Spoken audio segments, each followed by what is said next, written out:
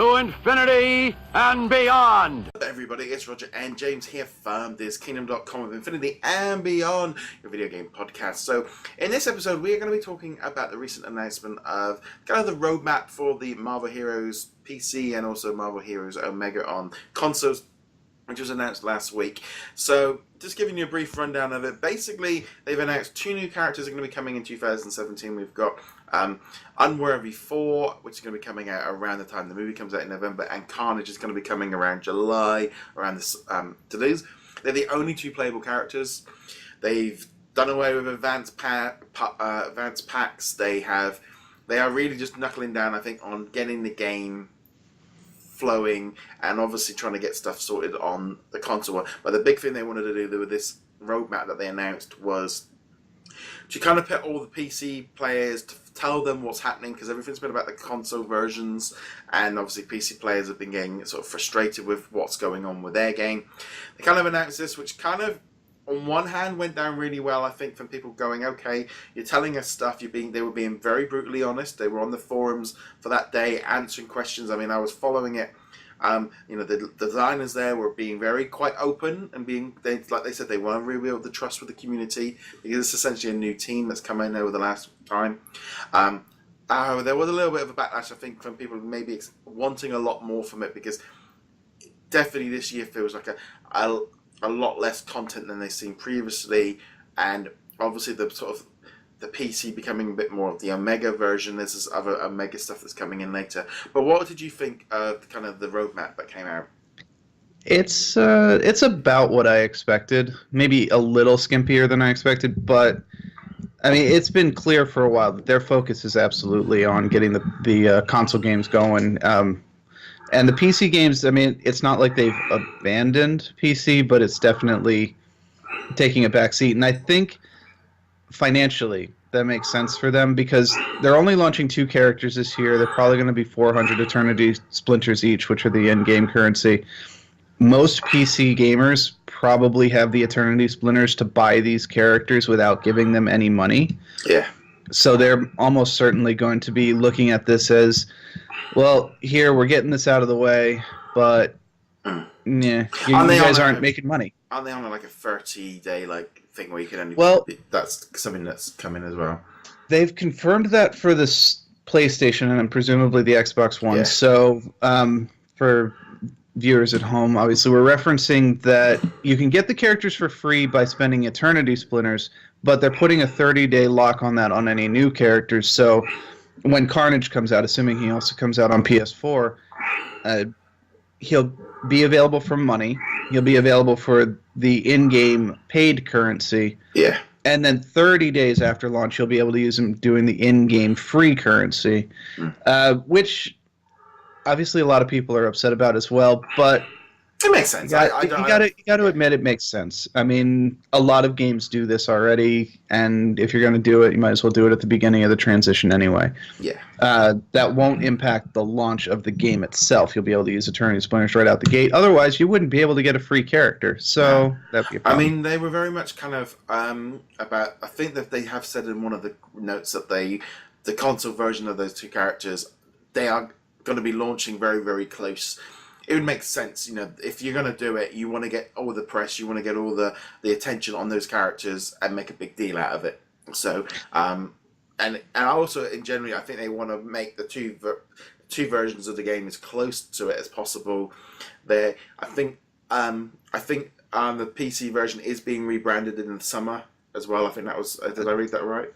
I think so. They didn't specify a date, but they've been rebranding it every year around the anniversary, so it makes sense to at least get that unity across all systems.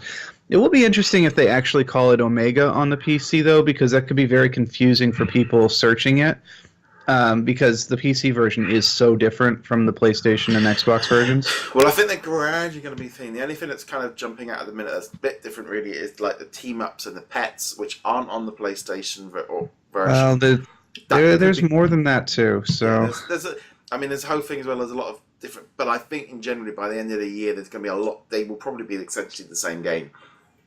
I would actually say probably closer to mid 2018 or so, because it's going to take a long time for them to get the console systems up to parity. Yeah.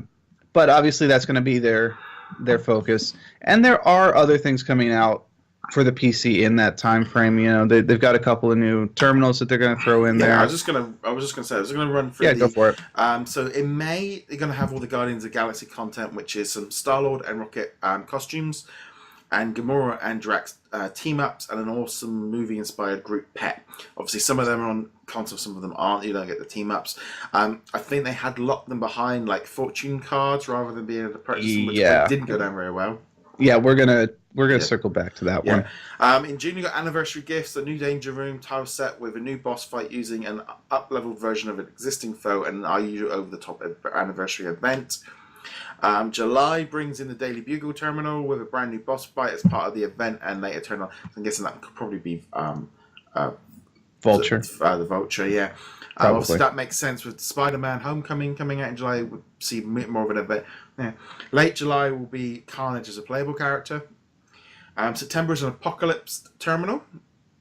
And then November is four related playable content, most likely a new terminal facing down the powerful Hela. And then late November, you're going to have the Unworthy Thor playable character. They also announced that in 2018, in the first half, Thanos will be coming into the game as a major calendar milestone. They also said that their plans to include event designs, many of them involve new content. They're sorting all that out. Between June and September, they will bring the Omega patch to the PC. There's a lot to figure out on that on there. They have said here that there's a lot of questions about the two different things. You can't trade, and they don't want to do that. But generally, I think a lot of it just seemed to be about kind of merging up the games, tweaking it, making it look a little bit closer. To me, it feels like this year is about consolidation, getting it right, making sure it looks okay, make sure it's running okay, go after the console market, do that, and then maybe re-explode next year with a new plan and a new system. And this year is all about just making the company profitable, because if they kept going the way they were, the game wouldn't have been going much further anyway, I would doubt. Absolutely. I mean, they need to prove that they're making money, because they're going to be up for license renewal next year. And if they're not making money, then Disney has already shown that they are more than happy to yank the plug out on anything that's not working out for them. The problem that we're kind of seeing is how they're choosing to make money on the PC side, at least.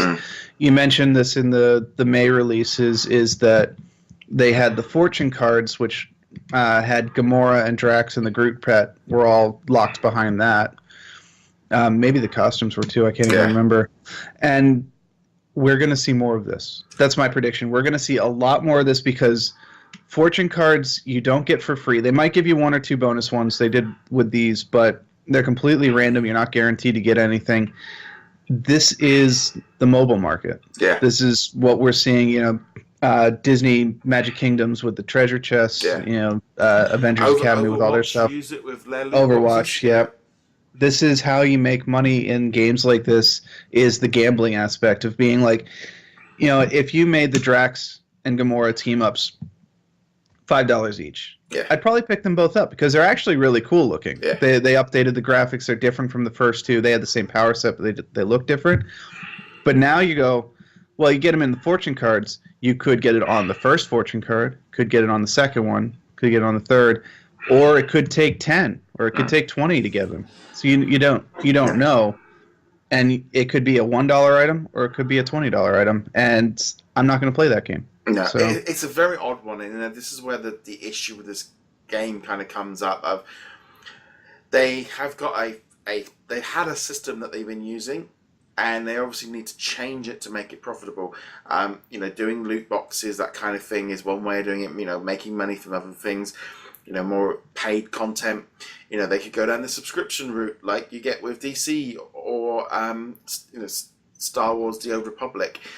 And there's that kind of line of, this is a free-to-play game, and obviously people do invest a lot of time and a lot of money in it. So there is a lot of people that spend a lot of money, but this is, you have to look at this in a slightly different way. This is not like buying Ultimate Alliance for £30 playing through the game and that's it.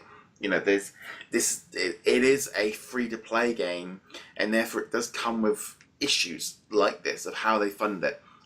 Personally, you know, this game could have been a fairly $60 game, and it would have been made good, and then you have all the additional characters and stuff. But they are playing in that longer idea that people will spend thousands. You know, if you brought all the different founders pack, you know, you're spending hundreds of pounds or hundreds of dollars rather than just buying the game outright. So it's a catch-22, and it is a bit of an odd one. It is, and you know, as I was mentioning earlier, we're going to get to the point where new characters aren't going to make the money because gamers who've been playing around for a long time are going to have the Eternity Splinters to buy them for free, especially if you're only releasing 2 a year. It used to be releasing 12 a year. There was no way you were going to get 400 Eternity Splinters in a month unless you were playing like 20 hours a day. Well, I'm going to throw this up here as while this whole thing about having 2 characters doesn't sound a lot, and it isn't for the PC people. Right. They've got 20 to 30 characters to still release on the console versions, right? So if they are releasing one every 2 weeks, every 3 weeks, even one a week, they can fill out the rest of the year with new content coming to the console versions and look very, very active. To the consoles. To the consoles. Now, but on their website and on their social medias, they will be constant new content. Oh, yeah. Black Cat is going to be the next playable character, you know. They've got all the costumes. Yeah, I was going to say. You know, there's only like one costume really per player at the minute. You know, they've got all the new terminals to bring in, all the content. On the front of it, the PC version is basically, I feel like, in lockdown mode, in like fix mode for the rest of the year, because the console version, I think they've actually, in some ways, I think they have played it smart in release it with 38, 39 characters. Slow drip out all the rest of it, all the costumes and stuff. So by the beginning of next year, they are equal, and then start up the new plan next year. And it, and also from console players, if you're going after a new audience, you know they're all going to be bringing in. You know, we don't know what the founders pack might have generated more on the PlayStation than maybe they've seen on. You know, we don't know how well they've sold, what's going on, and how obviously. The beta wipe is, they've moved the date back. It went from the 16th to the 18th of May. I think there's going to be early access for us that have got the Founders Packs. We can play the game basically before it goes on open beta, so we can kind of get, they say you can kind of get a head start, but basically play the game for a few, I don't know how long that will be before they go into open. I'll be honest, I hit a point earlier this week where I went, right, I'm not really going to play this anymore because I want to play it through properly now when the game goes into early access beta.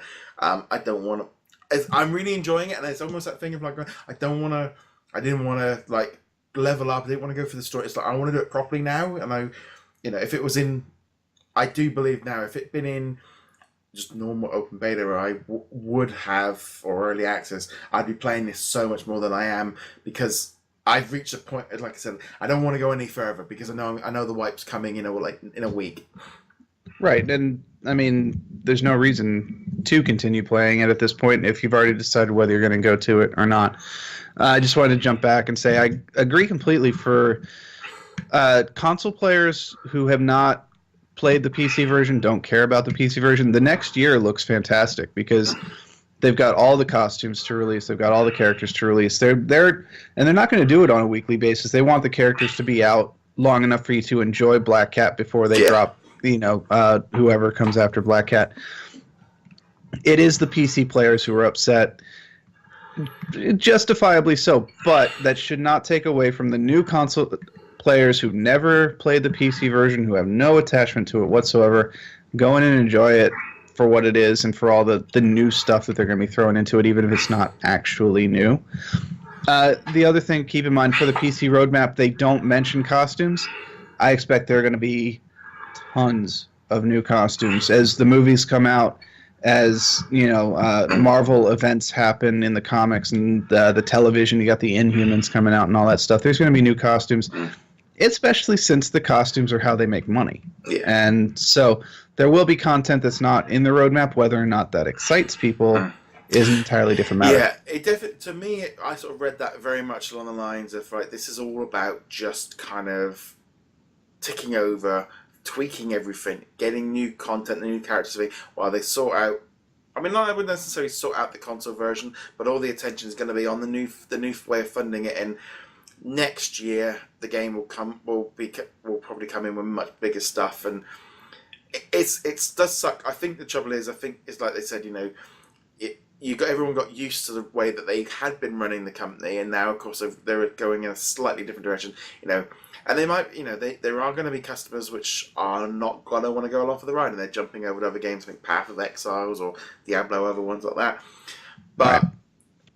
I mean, I know myself as a business person who had to make some changes to my business recently, and knowing that you are going to piss some customers off and you're going to lose some, but your hope is that you're going to pick up more new customers than you lost, but also that you can't continue to do that, otherwise nothing's going to be around. So right. It's a very hard thing. As people like getting into their routine and they like how they've been running and they don't want anything to change and they've been enjoying it.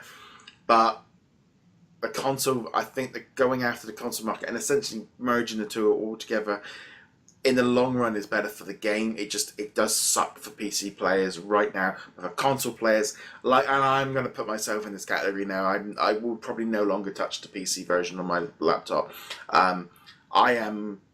We've got a lot of content to be looking forward to, and as someone with so many characters to play through, I think spreading them out makes sense, and they keep bringing people. Oh, I better log in and check out what's happening in all these events and stuff, because they've not even really started doing all of that stuff yet. No events yet. No.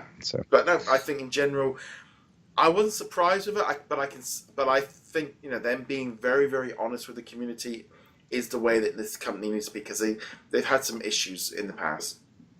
I do think it's important that they continue to be honest. They could have very easily blown a bunch of smoke about this and we're still committed to a full PC experience, and they were very upfront about the fact, PC is going to be on the back burner for the next year. That doesn't mean PC support's going away. That doesn't mean once the consoles get up to parity that we'll start seeing everything on there. But if they had lied to PC players, it would have hurt them a lot more in the long run than just coming out and saying, there's not going to be much in 2017. I mean, I think again with that PC thing is there's a lot of the existing players that basically they were along the lines of, well, the PC version should have been kept as it was, and the console players get their version and everything. And it's like that in an ideal world, that's probably what everyone would have loved. But from them keeping the game running, they wouldn't be able to keep two completely separate versions running. No, absolutely not. And the problem with this from our perspective or whatever is you've got basically two completely different groups of players with a little bit of overlap. I think I'm more in that overlap area because I still will be playing the PC version and I'll still be playing the PlayStation version.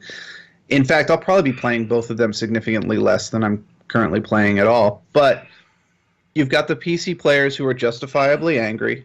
You've got the console players who justifiably do not care what the PC players are saying.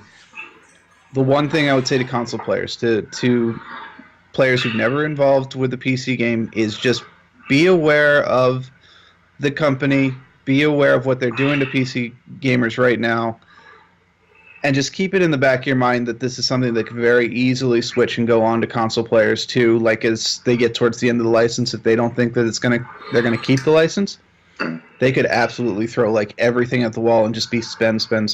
Yeah. But enjoy it for what it is. Yeah, the game's got at least a year and a half to go. Yeah, and there's also that other thing as well. If you're new to it, and I think I've been reading this quite a bit on the forums and the Reddits and stuff. If you're a new player coming in, enjoy it, enjoy the content, and just be aware that it's not a buy one game and just have all your content free. Right. You've got to watch like any mobile game. You've got to watch your budget. A lot of players will come into this with the concept of spending no money at all. You might say, well, I'll spend, I'll just buy new characters that I like or new bits that I like, or you might buy everything, but you've got to treat that.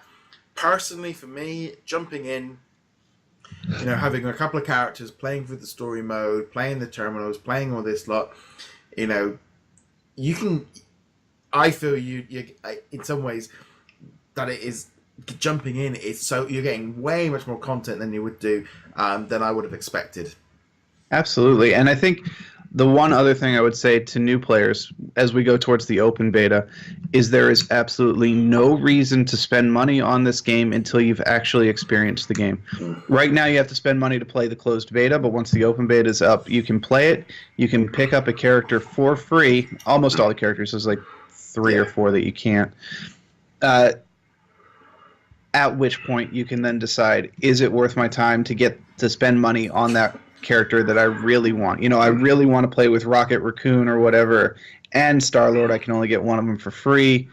Now I can spend the money and get the Star-Lord character. Yeah. Or I can be like, you know what? I can play through this entire game as Rocket for free, not have to spend a dime, and get the same experience that those of us who spend money on it do. So yeah, plenty of choices. We'll be talking a lot more about Marvel Heroes this year. I think it's definitely going to be a kind of a constant thing, especially with the console version. And now we just need to get this Knights of the Old Republic onto consoles as well. We'll be set. But on that note, let us know what you guys think in the comments below. Get in touch with all the different social medias. You can find the video versions of these episodes over on YouTube, VidMe, also Twitch. You can also find the audio versions on platforms such as iTunes and Stitcher, etc. So free to follow on us on whichever platform is best for you. And on that note, guys, thank you very much for watching. Be sure to check out James over at heroiclegacy.com, and also you can find him on Twitter at VagabondPeak. And we shall see you guys soon. Later.